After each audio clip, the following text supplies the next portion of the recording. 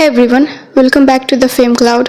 एक आदमी जिसके पास न कोई रॉयल ब्लड था, न कोई एजुकेशन, न कोई ऑफिशियल पावर, फिर भी रसिया का पूरा रॉयल फैमिली उसकी बात मानता था, जबकि बाकी पूरा देश उसे मरवाना चाहता था। लेकिन 100 साल बाद भी किसी को नहीं पता कि रास्पुतिन सेंट था, स्कैमर था या हिस्ट्री का सबसे सक्सेसफुल मैनिपुलेटर।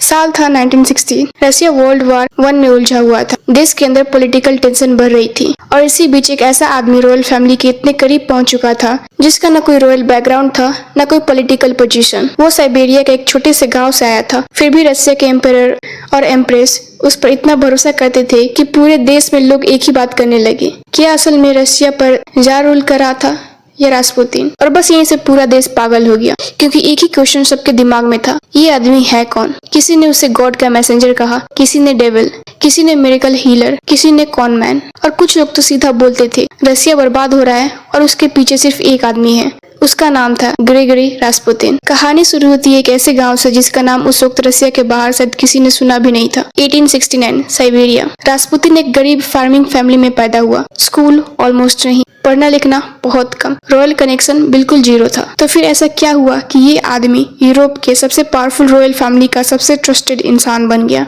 यहीं से स्टोरी थोड़ी वियर्ड होने लगती है। यंग रास्पुतिन के बारे में 2 अलग स्टोरीज मिलती हैं। एक वर्जन कहता है कि वो एक नॉर्मल फार्मर था, फिर एक रिलीजियस एक्सपीरियंस ने उसकी लाइफ बदल दी। दूसरा वर्जन कहता है कि वो पहले से ही ड्रिंकिंग, फाइट्स और औरतों के चक्कर में रहता था और बाद में सेंट बनने का ड्रामा करने लगा। रास्पुतिन के पास एक अजीब सी पर्सनालिटी थी। लोग उससे मिलते और या तो उसके फैन बन जाते या उससे नफरत करने लगते, बीच का ऑप्शन ही नहीं था। थोड़े ही सालों में रास्पुतिन रसिया के अलग अलग रिलीजियस सर्कल्स में फेमस होने लगा। उसके फॉलोअर्स कहते थे वो लोगों को देखकर उनके दिल की बात समझ लेता था। कुछ कहते थे उसकी प्रेयर से लोग ठीक हो जाते थे। और फिर 1905 के आसपास उसकी एंट्री हो जाती है उस जगह जहाँ से उसकी लाइफ और रसिया की हिस्ट्री दोनों हमेशा के लिए बदल जाती हैं, द इम्पेरियल पैलेस। अब आप सोच रहे होंगे एक गांव का आदमी सीधा जार के पैलेस तक कैसे पहुंच गया। आंसर है एक सीक्रेट, एक ऐसा रॉयल सीक्रेट जिसे उस वक्त आम लोगों से छुपाया गया था। रसिया के जार निकोलस सेकंड और एम्प्रेस अलेक्जेंड्रा का एक ही बेटा था, एलेक्सी, और वो फ्यूचर किंग भी था। लेकिन एक प्रॉब्लम थी, एलेक्सी एक डेंजरस डिजीज के साथ पैदा हुआ था, हीमोफीलिया। आज इसका ट्रीटमेंट अवेलेबल है, लेकिन उस वक्त एक छोटी सी इंजरी भी जान ले सकती थी। अगर अंदर ब्लीडिंग शुरू हो जाए तो डॉक्टर्स के पास ज्यादा ऑप्शन नहीं थे। रॉयल फैमिली हर वक्त डर के साथ जीती थी और ये बात पब्लिक को पता चल जाती तो लोग फ्यूचर किंग को वीक समझते, इसलिए डिजीज को ऑलमोस्ट सीक्रेट रखा गया। और फिर रॉयल फैमिली को बताया गया कि एक होली मैन है जो शायद मदद कर सकता है, उसका नाम था रास्पुतिन। अब यहाँ से कहानी अनबिलीवेबल लगती है। रिकॉर्ड्स के मुताबिक जब एलेक्सी को सीवियर ब्लीडिंग एपिसोड्स होते थे और डॉक्टर्स होपलेस हो जाते थे, तब कई बार रास्पुतिन को बुलाया जाता था और कुछ इंसिडेंट्स में प्रिंस की कंडीशन इंप्रूव भी हुई।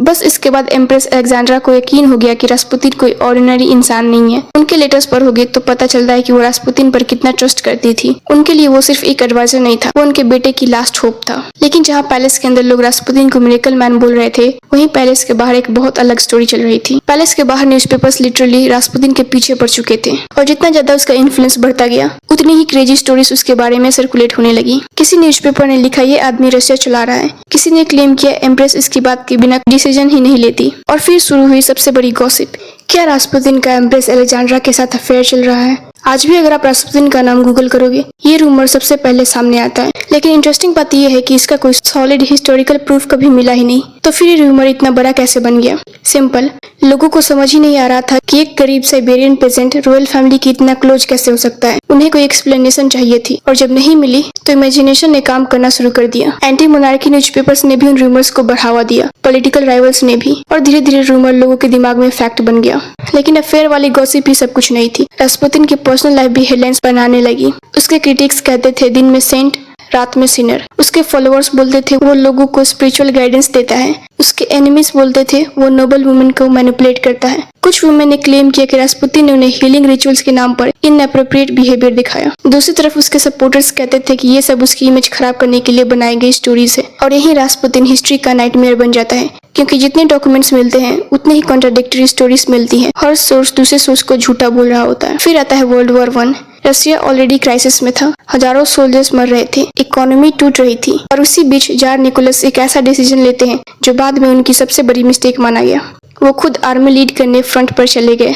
मतलब कैपिटल में कौन बचा, एम्प्रेस अलेक्जेंड्रा। और एम्प्रेस किसकी एडवाइस सबसे ज्यादा सुनती थी, रास्पुतिन की। बस यही वो मोमेंट था जहाँ गॉसिप एक्सप्लोड हो गया। अब लोग सिर्फ ये नहीं बोल रहे थे कि रास्पुतिन पावरफुल है, लोग सीधा बोलने लगे, रसिया को जार नहीं रास्पुतिन चला रहा है। रॉयल फैमिली के अंदर भी सब खुश नहीं थे। कई प्रिंसेस, नोबल्स, पॉलिटिशियंस, सबको लगने लगा अगर रास्पुतिन जिंदा रहेगा तो मोनार्की भी नहीं बचेगी। और फिर एक सीक्रेट मीटिंग हुई। हिस्ट्री की सबसे फेमस मर्डर कंस्पिरेसीज में से एक प्रिंस, एक पॉलिटिशियन और कुछ इन्फ्लुएंसर लोग, सबका टारगेट एक ही था, रास्पुतिन। दिसंबर 1916 रसिया के प्रिंस फेलिक्स यूसुपोव ने रास्पुतिन को अपने पैलेस में इनवाइट किया। ऑफिशियल रीजन था एक private meeting, unofficial reason Rasputin को उस रात जिंदा बाहर नहीं निकलना था। प्रिंस ने बाद में अपनी ऑटोबायोग्राफी में जो स्टोरी लिखी उसके हिसाब से उन्होंने रास्पुतिन को केक्स और वाइन ऑफर की, लेकिन ये नॉर्मल केक्स नहीं थे। क्लेम था कि उनमें साइनाइड पॉइजन मिलाया गया था और वाइन में भी। अब अगर ये सच होता तो कहानी यही खत्म हो जानी चाहिए थी, लेकिन प्रिंस के वर्जन के मुताबिक रास्पुतिन ने केक खाया, वाइन पी और कुछ भी नहीं हुआ। न वो गिरा, न उसकी तबीयत खराब हुई, न पॉइजन का कोई इफेक्ट दिखा। प्रिंस लिखते हैं कि वो इतना पैनिक हो गए थे कि उन्हें समझ ही नहीं आ रहा था कि सामने बैठा आदमी इंसान है या कुछ और। पॉइजन भी रास्पुतिन को नहीं मार सका। प्रिंस के मुताबिक जब पॉइजन फेल हो गया तो उन्होंने रास्पुतिन को सीधा गोली मार दी। रास्पुतिन जमीन पर गिर गया। सबको लगा काम खत्म, लेकिन थोड़ी देर बाद प्रिंस दोबारा बॉडी चेक करने गए और उनके हिसाब से रास्पुतिन ने अचानक आंखें खोल दी और सीधा उठ खड़ा हो गया और उन पर अटैक कर दिया। इमेजिन करो उस मोमेंट को। आपको लग रहा है कि आदमी मर चुका है और अचानक वो उठकर आपकी तरफ चलने लगे। प्रिंस ने क्लेम किया कि रास्पुतिन पैलेस के कोर्टयार्ड की तरफ भागने लगा। फिर उसके कंस्पिरेटर्स भी बाहर दौड़े और फिर उस पर गोलियां चलाई गई। फाइनली वो गिर गया, बॉडी को कपड़े में लपेटा गया और एक फ्रोजन रिवर में फेंक दिया गया। बस ये स्टोरी दुनिया भर के न्यूज़पेपर्स में फैल गई। एक आदमी जिसे पॉइजन नहीं मार सका, गोली नहीं मार सकी, जो मरने के बाद भी उठ खड़ा हुआ, और इसी इंसिडेंट ने रास्पुतिन को ऑलमोस्ट सुपरनेचुरल फिगर बना दिया। लेकिन स्टोरी में एक और ट्विस्ट है, क्योंकि जो मर्डर स्टोरी दुनिया को सुनाई गई उसका सबसे इम्पोर्टेंट विटनेस कौन था? प्रिंस फेलिक्स खुद। और बाद में हिस्टोरियंस ने उनकी स्टोरी को लाइन बाय लाइन कंपेयर करना शुरू किया। सबसे पहला डाउट पॉइजन पर गया। ऑटोप्सी रिपोर्ट में साइनाइड का क्लियर एविडेंस मेंशन ही नहीं था। कुछ हिस्टोरियंस का मानना है कि शायद पॉइजन यूज ही नहीं हुआ था। दूसरे कहते हैं कि अगर पॉइजन था भी तो प्रिंस ने अपनी कहानी को और ड्रामेटिक बना दिया। मतलब हिस्ट्री का सबसे famous poison didn't work moment शायद हुआ ही ना हो। और फिर आया दूसरा क्वेश्चन, क्या रास्पुतिन सच में मरने के बाद उठकर भागा था? अगेन इस पर भी डिसएग्रीमेंट है। कुछ रिसर्चर्स कहते हैं कि ये भी प्रिंस की रिटेलिंग का हिस्सा हो सकता है, क्योंकि जितनी बार उन्हें ये स्टोरी पब्लिक में सुनाई उतनी बार डिटेल्स भी थोड़ी थोड़ी बदलती गई। और जब किसी मर्डर की स्टोरी हर बार थोड़ी अलग हो तो सवाल उठना नॉर्मल है। और वो फ्रोजन रिवर वाली स्टोरी, ये भी उतनी स्ट्रेट फॉरवर्ड नहीं थी। बहुत सालों तक लोग कहते रहे कि रास्पुतिन पानी में डूबकर मरा था क्योंकि उसके लंग्स में पानी मिला था, लेकिन बाद के हिस्टोरियंस ने ओरिजिनल ऑटोप्सी रिकॉर्ड्स देखे तो उन्हें इसका कन्विंसिंग एविडेंस नहीं मिला। आज का कंसेंसस ज्यादा ये है कि फेटल गनशॉट ही उसकी डेथ का मेन रीजन था। तो फिर इतनी बड़ी मिथ बनी कैसे? सिंपल, क्योंकि उस वक्त रसिया ऑलरेडी केओस में था। मोनार्की की रेपुटेशन गिर रही थी, न्यूज़पेपर सेंसेशनल हेडलाइंस छाप रहे थे और प्रिंस यूसुपोव के लिए भी ये स्टोरी फायदेमंद थी। लेकिन आयरनी देखो, जिन लोगों ने सोचा था कि रास्पुतिन को मारने से रसिया बच जाएगा, उनका कैलकुलेशन गलत निकला। सिर्फ कुछ महीने बाद रशियन रेवोल्यूशन शुरू हो गई। जार निकोलस II को थ्रोन छोड़ना पड़ा और फिर पूरी रोमानोव फैमिली का ट्रेजिक एंड हुआ। कुछ लोगों ने बाद में ये भी पॉइंट आउट किया रास्पुतिन ने मरने से पहले एलिजेडली एक लेटर लिखा था जिसमें वार्निंग थी कि अगर उसकी डेथ नोबल्स के हाथों हुई तो रॉयल फैमिली भी ज्यादा दिन सर्वाइव नहीं करेगी। और जब कुछ ही टाइम बाद रोमानोव डायनेस्टी खत्म हो गई, लोगों ने रास्पुतिन को और भी मिस्टीरियस बना दिया। आज 100 साल बाद भी रास्पुतिन का नाम लो तो लोगों को सबसे पहले याद आता है वो आदमी जो मर ही नहीं रहा था। लेकिन अगर पूरी स्टोरी देखो तो शायद असली मिस्ट्री उसकी डेथ नहीं थी। असली मिस्ट्री ये थी कि एक गरीब साइबेरियन फार्मर ने दुनिया के सबसे पावरफुल रॉयल फैमिली का ट्रस्ट कैसे जीता। क्या उसके पास वाकई कोई एक्स्ट्राऑर्डिनरी गिफ्ट था? क्या वो बस एक ब्रिलियंट मैनिपुलेटर था, या फिर एक डेस्परेट रॉयल फैमिली को बस किसी पर यकीन करने की जरूरत थी?